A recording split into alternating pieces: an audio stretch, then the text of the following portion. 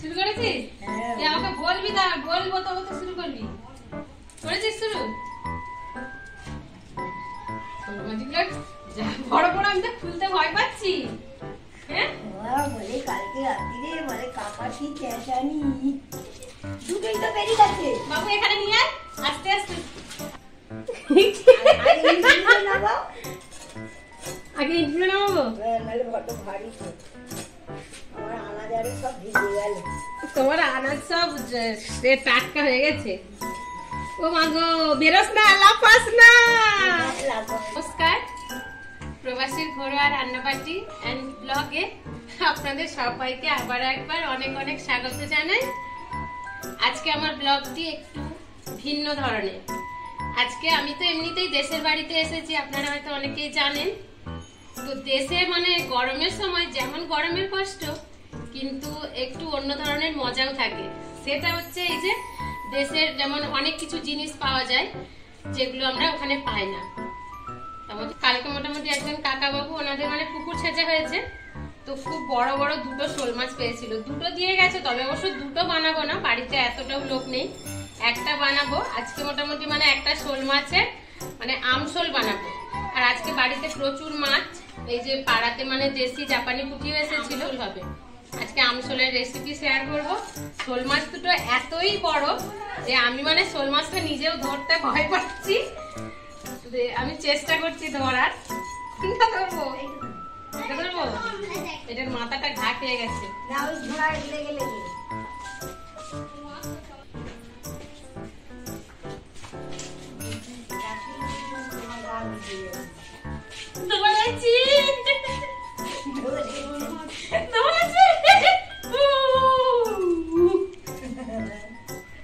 দেখা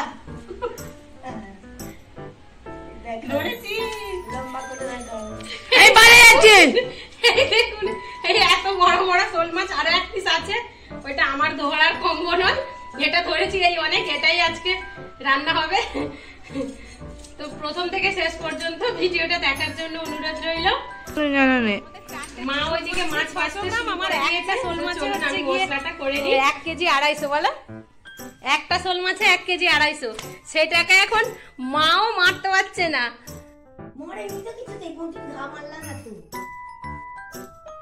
আমাদের কত করে বলেছে মা? 180 টাকা করে বলো, 180 টাকা করে বলেছে।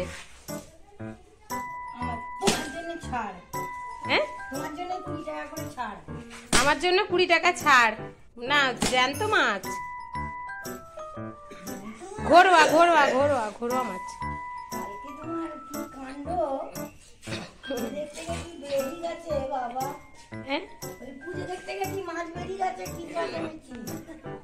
ও মা চলো রাখি, হ্যাঁ মশলা হারে করবো।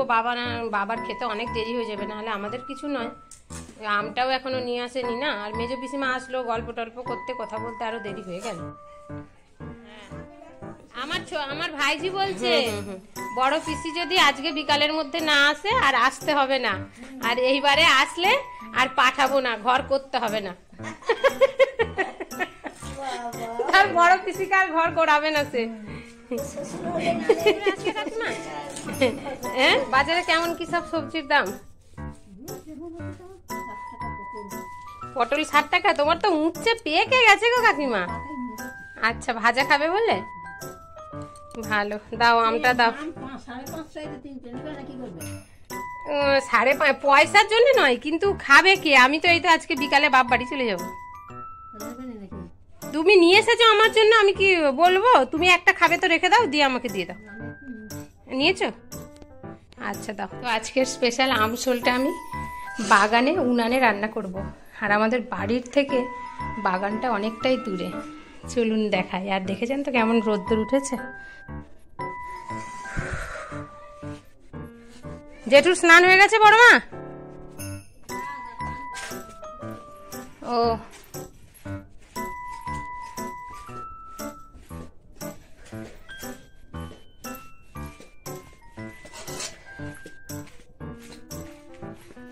ওই যে দেখো বাগানের মধ্যে মা দুটো উনান করে রেখেছে। আজকে আমি এই যে এই দোপাকা উনানে রান্না করব। প্রায় 2.5-3 বছর পরে উনানে রান্না করবো, জানি না কি হবে। মোটামুটি জোগাড় যন্ত্র করেই নিয়েছি, এবার শুরু হবে। ও মা, মাছ ধোয়া হলো? দুই ছেলে দেখুন ওইখানে ওই যে পুকুরে কুস্তি করতে গেছে, আমি আসছি লাঠি নিয়ে। এই তোরা উঠবি না মার খাবি? তমজিৎ, উঠবি না মার খাবি? হ্যাঁ, আর ওখানে ই বাবা জল তো,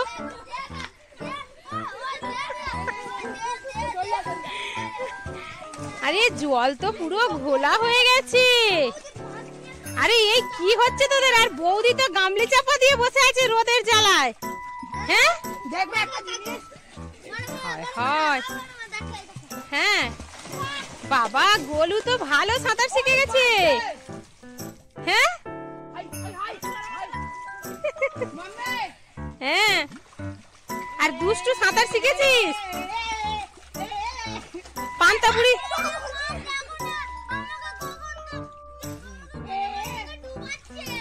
এই উঠে পড় উঠে পড়।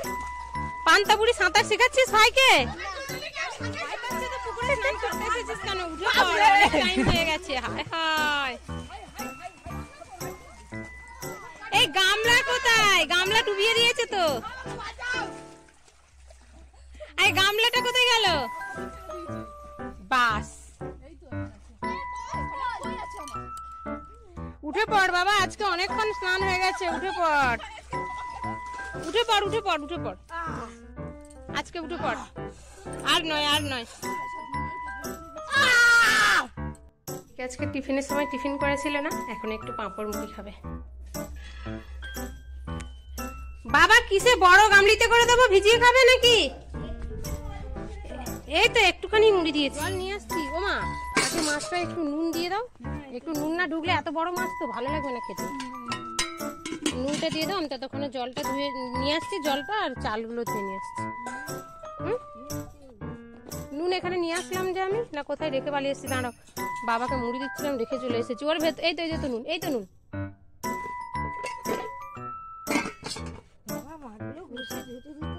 হ্যাঁ এত মাছ, আর ওই অত রোদ দূর, আরে এত বড় মাছ, এতগুলো মাছ টাইম লাগবে না? মাছগুলো একদম বাবা, আমি হচ্ছে গিয়ে হাঁড়ি আরে নিয়ে আসি। হ্যাঁ আর একটু বড় মাছ তো, আমি হাঁড়িটা এইগুলো নিয়ে আসি, জলটা নিয়ে এসে আমি চালু করে দিলে তুমি একটু গিয়ে পাখার তলায় বসবে, বাবাকে স্নান করাবে তো। আচ্ছা হোক, তবু একটু অনেকক্ষণ তুমি রোদে রোদে আছো, মাছটা ধুতে কম টাইম লাগলো। এটা তো তাহলে নুন দিয়ে দাও, আমি তাহলে এটা নিয়ে আসি। নুন দিয়ে তুমি এখানে বসো, চলে যাবে না, এই বিল্লি আছে, না হলে এত কষ্টের জিনিস সব জলে যাবে। আমি আসছি, হ্যাঁ হাঁড়ি নিয়ে চলে এসেছি, আমি জলটা নিয়ে আসি, হাতের জলটা, আর একটা বালতিতে জল নিয়ে আসি, এই মানে এর জন্য। ওর ঢাকনটা চেপে আঁকতে হবে না, সাইডে রাখো, আরো তো লবণ লাগবে। চলো তাহলে, আসেন স্যার আসেন। একটা মানুষ স্নান করতে গেছে, সাবান নিয়ে গেছিলি? হ্যাঁ ভালো, আর ভাই ওঠেনি তো এখনো? যা তাড়াতাড়ি গা মোছ, শুকনো করে গা মোছ। আর ওই শোন শোন, এই হাত পায়ে ঘরে ঢুকবি না, এই হাত পায়ে ঘরে ঢুকবি না, দাঁড়া। অবস্থা, মা মা উনান ধরাচ্ছে, তারপরে রান্নি হ্যান্ড ওভার হবে।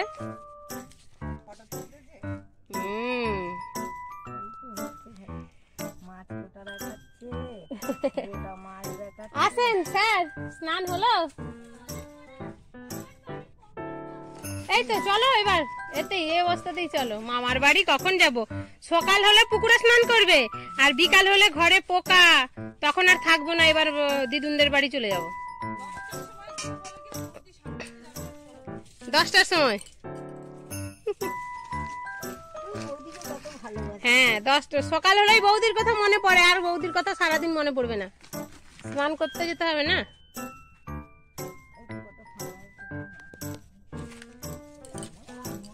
এই এই এই বস্তার এগুলো জল দেবো।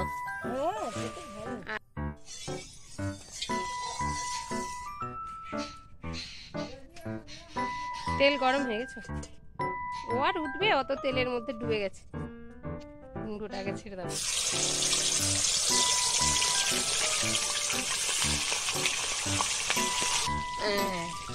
দেখা যাচ্ছে আমাকে? হ্যাঁ, আম কাটছো।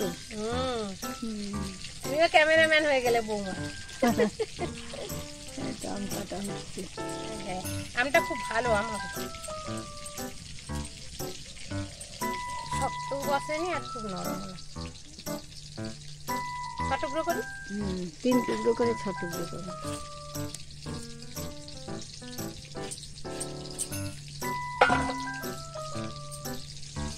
এইদিকে যে ভাত ফুটে গেছে, ভাত প্রায় হয়েই আসলো। আর মা আবার ওইদিকে বাবা ডাকছিল, চলে গেল।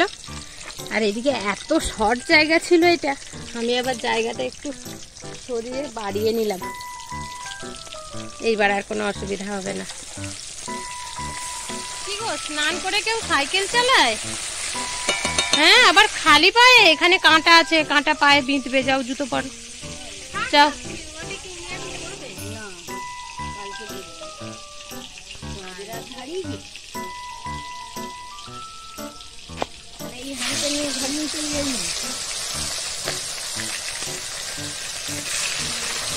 এমনিতেই পাকা শোল, তার উপরে আম দিয়ে টক হবে, তাই জন্য মাছটা খুব বেশি লাল করে ভাজার দরকার নেই।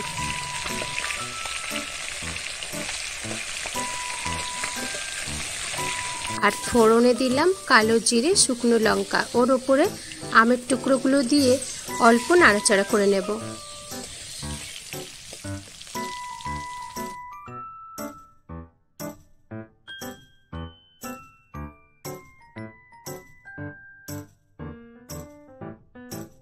মশলা কিছুই না, মশলা শিল ধোয়া জলের মধ্যে হলুদ আর লঙ্কা একসঙ্গে গুলে নিলাম।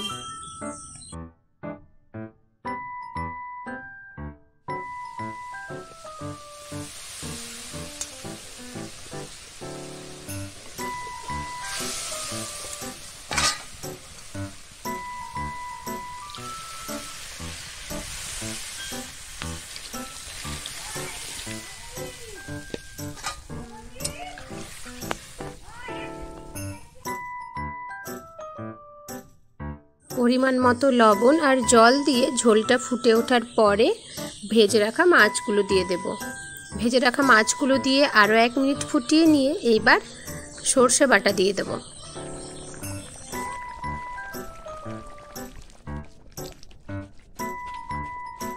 অনেক সময় আমগুলো এমনিতেই গলে যায়, যদি না গলে গিয়ে থাকে তাহলে একটু আমগুলো তুলে নিয়ে টুকরোগুলো এইরকম অল্প ম্যাশ করে দিতে হবে। সর্ষে বাটা দেওয়ার পরে তরকারিটা 2-1 মিনিটের মতো ফুটিয়ে নামিয়ে নিলেই হবে। অনেক বেশি ঝোল থাকবে না, আবার একেবারে শুকনোও হবে না।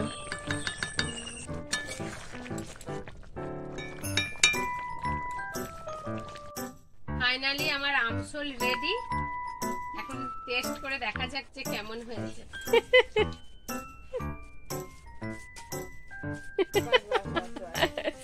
রেখে দে, রেখে দে।